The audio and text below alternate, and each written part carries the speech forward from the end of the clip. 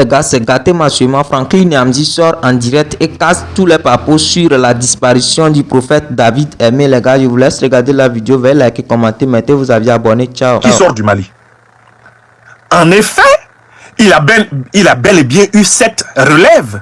Mais ces relèves-là n'ont jamais été enregistrées par la MINUSMA. Parce que Alassane Ouattara n'a jamais mis réellement les contingents NSE à la disposition de la MINUSMA. Voilà pourquoi la MINUSMA a été obligée de reconnaître que même s'il existe une convention, jamais Alassane Ouattara n'a mis à la disposition la MINUSMA des NSE. Pourtant, il y a eu 7 relèves. Et donc la question c'est la suivante.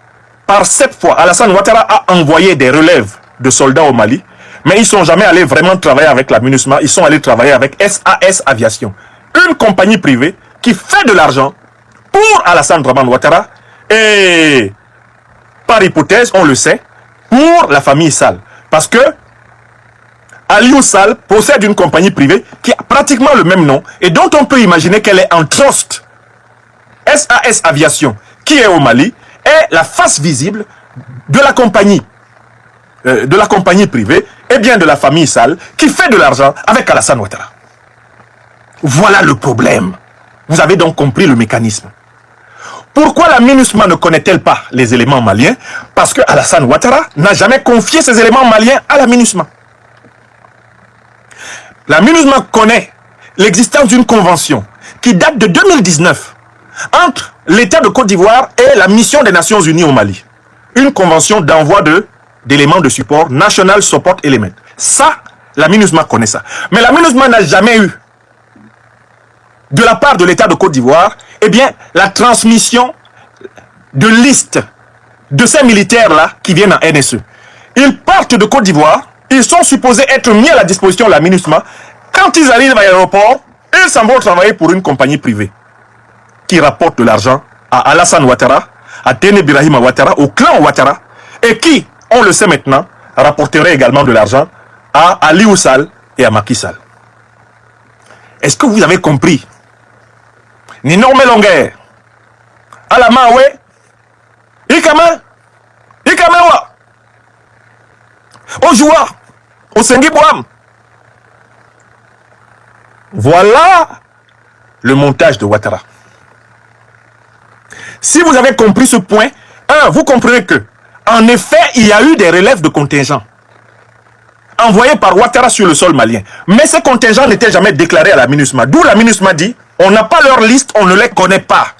Il y avait en effet une convention. Mais Ouattara a déguisé une activité commerciale privée sous la convention avec l'ONU. De telle façon que, en fait, l'ONU balance Ouattara parce que Ouattara utilise la chapelle, le chapeau, la couverture de l'ONU pour faire des affaires personnelles. Et à un moment donné, l'ONU en a eu marre, l'ONU l'a balancé. L'individu qu'on appelle Olivier Salgado qui est à Bamako, c'est un faux type. Au départ, il a tenté de couvrir Ouattara. Il a tenté d'utiliser la couverture de l'ONU pour dire oui, il existe une convention, il existe des éléments NSE et normalement ces éléments NSE sont signalés à l'État malien. C'était pour tenter de sauver Ouattara. Et puis quand ses patrons à New York ont répondu à RFI et lui ont ordonné d'aller vérifier si jamais Ouattara a déjà donné une liste, si Ouattara a déjà déclaré des armes qu'il introduit au Mali, eh bien allez trouver dans les documents de la MINUSMA les listes de soldats et les armes que Ouattara a introduites au Mali dans le cadre de NSE. Étant entendu qu'il en est à la 7e relève, là on a découvert que Ouattara n'a jamais donné des listes, Ouattara n'a jamais déclaré les armes qu'il introduit au Mali. Vous avez compris maintenant? Est-ce que vous avez compris? Et je m'adresse ici à mes frères et sœurs, les moutons de la bergerie. Je m'adresse aux moutons de la bergerie. Maintenant, on a compris, on a tout compris. Alassane Ouattara a détourné des contingents de l'armée ivoirienne pour faire de l'argent privé dans le dos du peuple Côte d'Ivoire, dans le dos du peuple malien, au Mali. Et en se cachant sous l'égide de l'ONU. Est-ce que vous avez compris? Mais si vous avez donc compris, vous êtes entré dans le cerveau d'Alassane Ouattara. Mais vous n'êtes pas encore allé au bout dans son cerveau. Je vous amène plus loin. On va descendre jusque dans sa glande pinéale, au cœur de son cerveau. Je vous ai dit que Ouattara a monté cette milice avec 2 objectifs. Je dis bien 2. Écoutez-moi bien. Premier premier objectif, vous savez, Ouattara, comme l'a dit le président Laurent Gbagbo, le couple Ouattara, c'est pas un couple politique, c'est une entreprise. Laurent Gbagbo a diagnostiqué ces gens-là très tôt. On l'a écouté trop tard. Il a dit, les Ouattara là, ce n'est pas un couple pour faire la politique.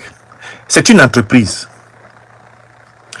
Partout où ils voient de l'argent, ils perdent la raison et montent des stratagèmes pour capturer de l'argent.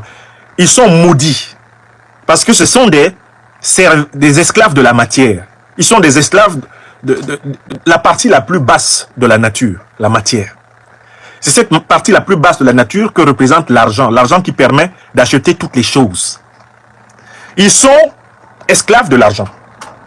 Et comme ce sont des gens qui consentent des sacrifices énormes, notamment des sacrifices humains, il leur faut de l'argent en permanence pour corrompre. Il leur faut de l'argent en permanence pour asseoir leur domination. Donc, les Ouattara, quand ils dorment, ils rêvent de plans pour gagner de l'argent. Quand ils se réveillent, ils montent des plans pour gagner de l'argent. Quand ils se reposent, ils parlent argent. S'il y a un sujet dont on parle chez Alassane Ouattara 24 heures sur 24, même en sommeil, c'est l'argent. Parce qu'il est esclave de la matière. Et vous savez que quand vous êtes esclave de l'argent, vous avez systématiquement besoin d'en gagner parce que vous êtes obligé de corrompre en permanence toujours une quantité grandissante de personnes pour garantir votre position. La dépendance envers l'argent crée une soif inextinguible d'accumulation d'argent.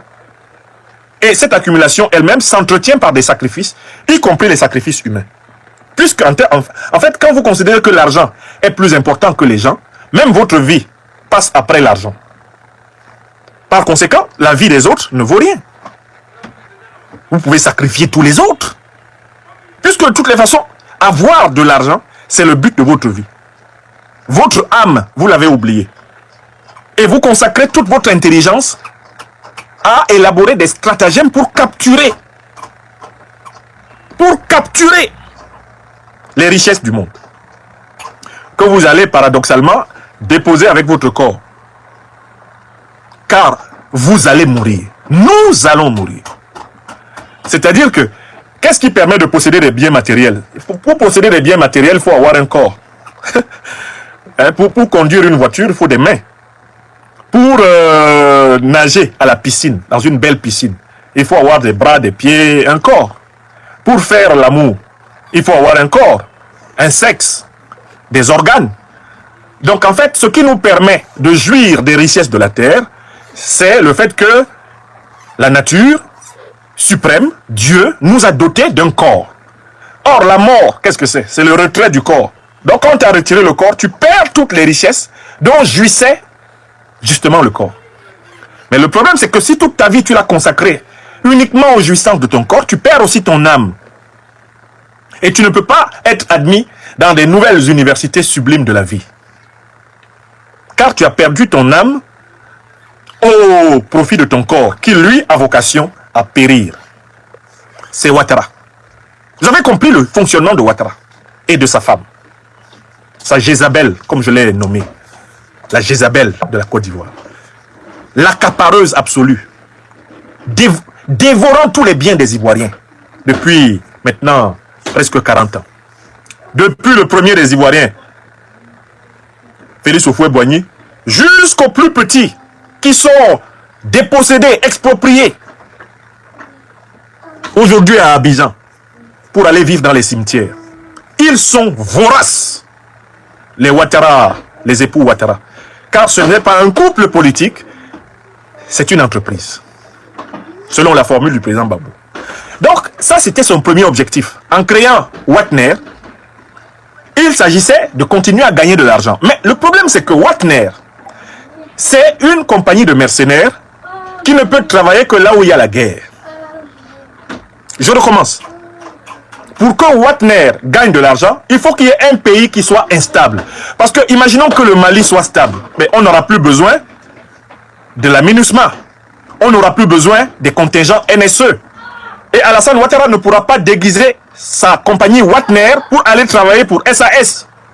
Parce que SAS Aviation gagne essentiellement ses marchés dans la déstabilisation du Mali. SAS Aviation accompagne les contingents en leur faisant de la location d'avions, en leur faisant du transport de matériel. SAS vit de la guerre au Mali. C'est une compagnie qui a été créée pour gagner des marchés autour de la guerre au Mali. Donc vous comprenez qu'Alassane Ouattara fait, en créant Watner, il fait d'une pierre deux coups. Un, il gagne de l'argent.